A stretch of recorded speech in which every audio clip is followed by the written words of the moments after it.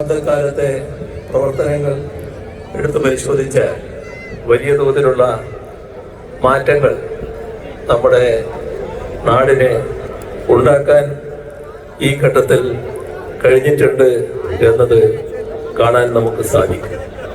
അതിൽ ഏറ്റവും പ്രധാനം നാടുമായി ബന്ധപ്പെട്ട കാര്യങ്ങളിൽ നാടിൻ്റെ വികസനം ഉറപ്പുവരുത്തുക എന്തായിരുന്നു.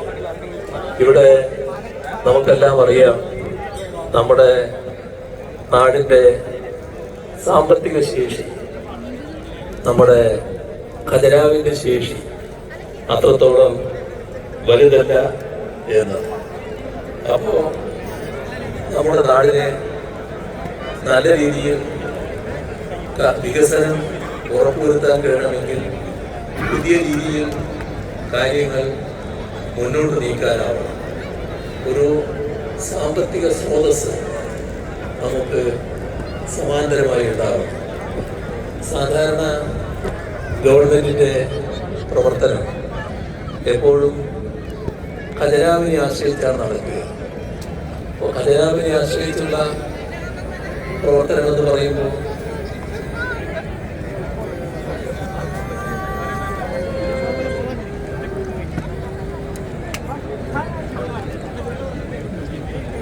അതിലൂടെ ഉണ്ടാവുക കയ്യിലുള്ള കാശ് അതിനനുസരിച്ചുള്ള പദ്ധതികൾ നടപ്പാക്കുക എന്നുള്ളതാണ്.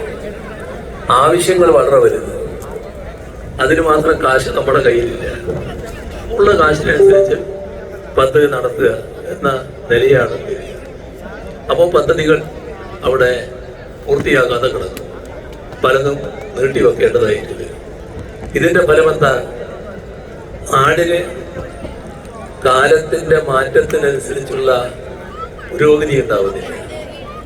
നമ്മുടെ നാട് പല മേഖലകളിലും ശരിയായ പുരോഗതി നേടാത്തതിൽ വലിയ വേദന പ്രകടിപ്പിച്ചവരാണ് എല്ലാ ഘട്ടത്തിലും പ്രവാസി സഹോദരങ്ങൾ.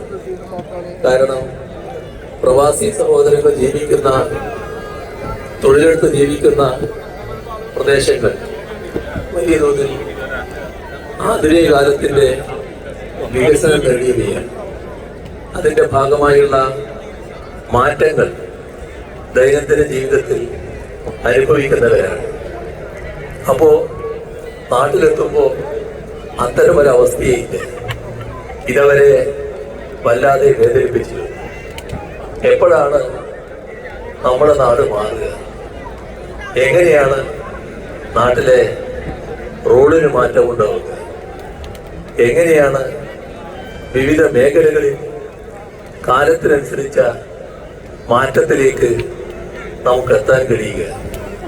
അപ്പോൾ പലരും ഇതൊന്നും നമ്മുടെ നാട്ടിൽ പ്രാവർത്തികമാക്കാൻ കഴിയില്ല, ഇങ്ങനെയായിപ്പോയി, ഇതാണ് നമ്മുടെ നാട്, ഇതിനൊരു മാറ്റവും ഉണ്ടാവില്ല എന്ന ഒരുതരം കടുത്ത നിരാശയിലായിരുന്നു ആളുകൾ കഴിഞ്ഞിരുന്നത്.